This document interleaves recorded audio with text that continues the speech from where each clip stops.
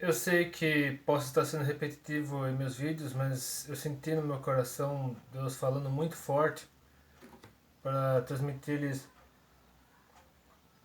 mais uma mensagem sobre a necessidade de sermos fiéis a Deus, de permanecermos fiéis a Deus, de não permitirmos que o mundo, a carne e o diabo, conforme o falecido pastor Russell Shedd falou num de seus livros mais conhecidos, sobre as três forças que podem nos afastar de Deus, que são o mundo, a carne e o diabo.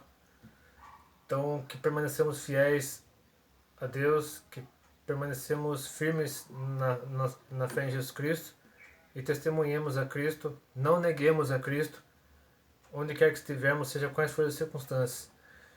E, então, conforme eu disse no meu vídeo anterior, no meu último vídeo devocional, é necessário que repitamos certos princípios, certos fundamentos da Bíblia para permanecermos fiéis a Deus. E eu quero falar hoje especificamente sobre muitas vezes nos momentos de angústia, nos momentos de sofrimento, de carência, nos momentos de fraqueza, digamos assim, principalmente fraqueza espiritual.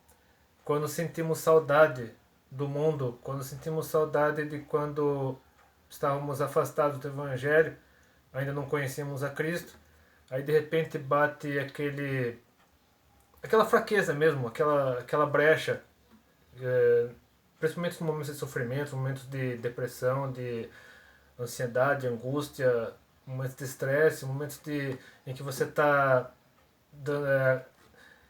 frágil, que você está fraco.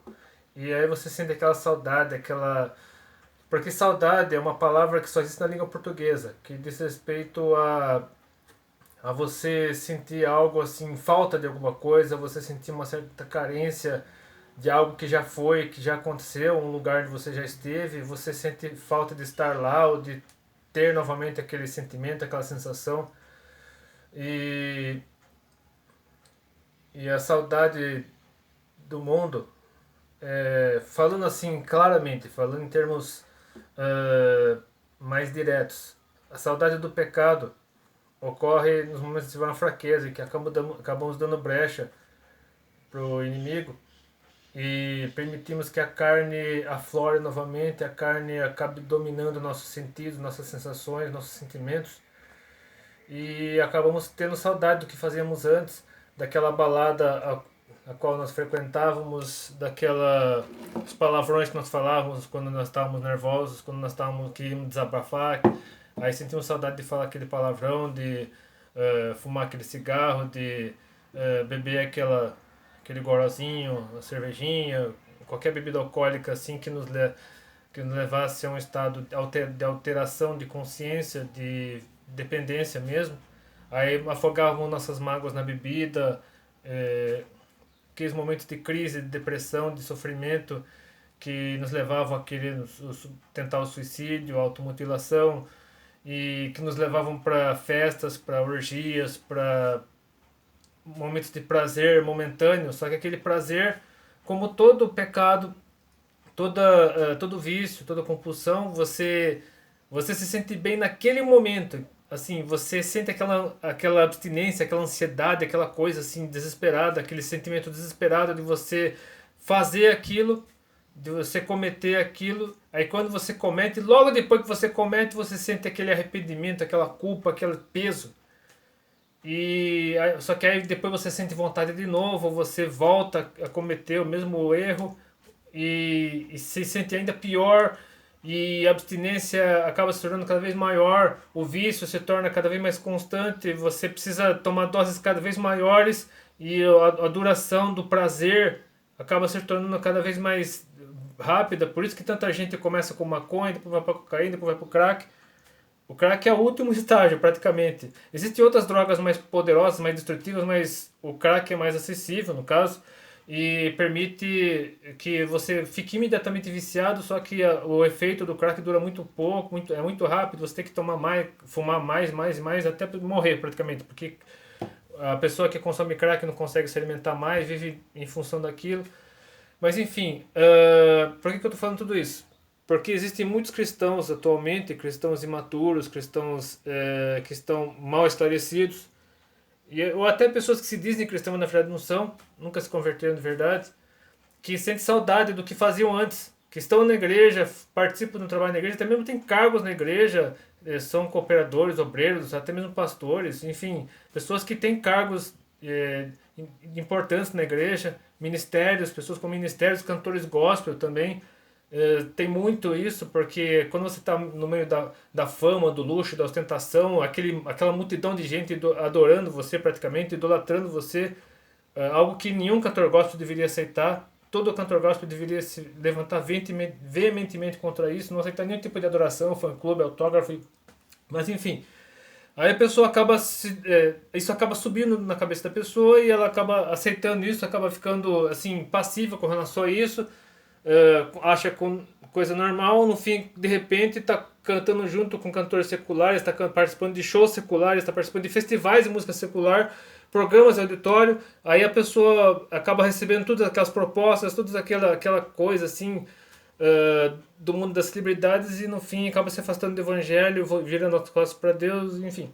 O estrago é terrível. Semelhante ao que aconteceu com o filho pródigo. O filho pródigo tinha a sua parte na herança, quis pegar a sua parte da herança antes da hora, esbanjou, acabou com o dinheiro que tinha pegado do pai, e quando viu que estava na miséria, estava quase comendo comida de porco, no fim ele acabou voltando por causa do pai para receber de volta tudo. Mas ele perdeu a herança. Se você prestar atenção bem lá no Evangelho de Lucas, capítulo 15, lá, acho que é de 11 a 36, se não me engano, na parábola do filho pródigo, você verá que o filho que perdido, que voltou para casa do pai, ele perdeu sua parte da herança, porque tudo que sobrou ficou com o filho mais velho. Que o pai lá fala, tudo que é meu é teu. Ou seja, o que sobrou da herança ficou com o filho mais velho. E o filho mais novo, que tinha se desviado e estava de volta, perdeu tudo e tinha que trabalhar de novo, tudo de novo, junto com os demais empregados do pai para poder recuperar o que tinha gasto.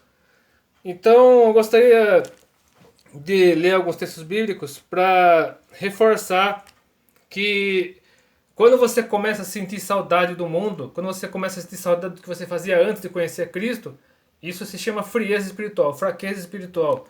E é um passo muito grande para apostasia. Apostasia é quando você se afasta mesmo do evangelho, quando você vira as costas para Deus, se afasta de Deus e você perde a comunhão com Deus. E então, para que não haja apostasia, você precisa se fortalecer no Espírito Santo, você precisa buscar Deus, buscar a palavra, se arrepender, colocar-se diante de Deus em arrependimento, em contrição, em submissão a Deus, para você restaurar a comunhão perdida e voltar tendo novamente a alegria da salvação em Deus. Então, gostaria rapidamente de ler alguns textos que enfatizam a necessidade de buscarmos cada vez mais a Deus para que não venhamos a ter saudade do mundo, a saudade das coisas que fazíamos antes de conhecer a Cristo.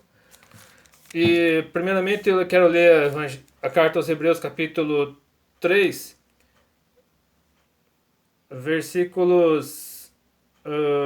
Onde estão? A partir do versículo 12. Do versículo 12 ao 14. Hebreus 3, 12 a 14. Vede, irmãos, que nunca haja em qualquer de vós um coração mau e infiel, para se apartar do Deus vivo. Antes, exortai-vos uns aos outros todos os dias, durante o tempo que se chama hoje, para que nenhum de vós se endureça pelo engano do pecado, porque nos tornamos participantes de Cristo, se retivermos firmemente o princípio da nossa confiança até o fim. Então devemos ser perseverantes, devemos buscar cada vez mais a Deus, para que não venhamos a ser engolidos, tragados pela apostasia. E eu gostaria de ler também mais alguns textos, primeiramente Mateus 26, 41, que é Jesus Cristo alertando os discípulos pouco antes de ser preso, onde diz assim: vigiai e orai, para que não entreis em tentação. Na verdade o espírito está pronto, mas a carne é fraca.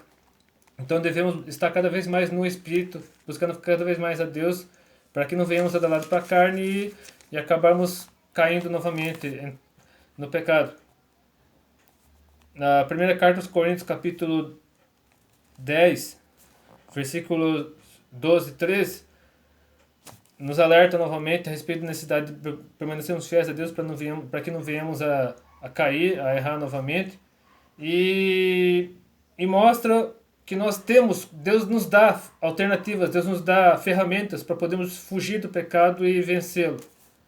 Claro, não obviamente com nossos próprios esforços, mas amparados em Deus, somente buscando a Deus, somente alicerçados em Deus, somente quando estamos ligados à videira, que é Jesus Cristo, teremos condições de vencer o pecado, porque Deus vence por nós, que nós mesmos temos condições de vencer, mas Deus vence por nós.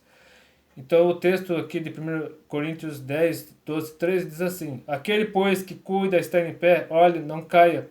Não veio sobre vós tentação senão humana, mas fiel é Deus, que não vos deixará tentar acima do que podeis. Antes, com a tentação, dará também um escape para que a possais suportar. E também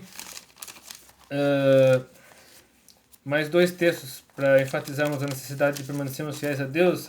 A segunda carta aos Coríntios, capítulo 5, versículo 17, que é um texto que todos deveríamos saber de cor. Toda vez que sentimos vontade de fazer algo que nós fazíamos antes de conhecer Cristo, toda vez que sentimos aquela fraqueza, aquele desejo, aquela necessidade de experimentarmos novamente o pecado, fazendo o que fazíamos antes, seja indo a um show secular, seja fumando, bebendo, praticando orgias, que esse texto que nos voltemos sempre para esse texto para que tenhamos consciência da necessidade de sermos novas, de rejeitarmos de uma vez por todas o pecado e buscarmos cada vez mais a Deus para permanecermos afastados dele. 2 Coríntios 5, 17 diz assim: assim que, se alguém está em Cristo, nova criatura é. As coisas velhas já passaram, eis que tudo se fez novo, tudo mesmo. E a ponto de não termos mais saudade do pecado. E finalmente, quero encerrar aqui com a carta aos Gálatas, capítulo 5, versículo 13, que diz assim: porque vós, irmãos, fostes chamados à liberdade. Não useis então da liberdade para dar ocasião à carne, mas servi-vos uns aos outros pelo amor.